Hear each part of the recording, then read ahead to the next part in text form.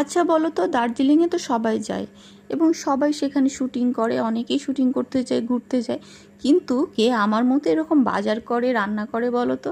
আমি কিন্তু আমার দলবল নিয়ে গিয়ে বাজারও করেছি এবং রান্নাও করেছি, তারপরে আমরা শুটিংও করেছি।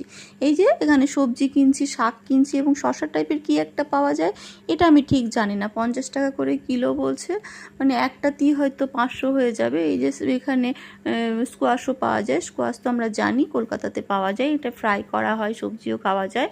একটা কি শাক পাওয়া যায়, এটা ঠিক নাম জানি না। এটা ছাড়া স্কোয়াশের শাকও ছিল, আর অনেক ধরনের শাক এখানে পাওয়া যাচ্ছিলো, অধিকাংশ শাকেরই নাম আমি জানি না। আর ছিল প্রচুর ধরনের সবজি, নিত্য নতুন সবজি, আর অনেক সবজি আমাদের এখানে শীতকালে পাওয়া যায়। ওখানে যে সমস্ত সবজি সারা বছর পাওয়া যায়, ওগুলো এখানে শীতকালে পাওয়া যায়। তো আমরা সবাই মিলে বাজার করে রান্না করতে শুরু করেছিলাম। আর প্রচুর বৃষ্টি হচ্ছিল, বৃষ্টির মধ্যে বাজার করা, রান্না করা, তারপর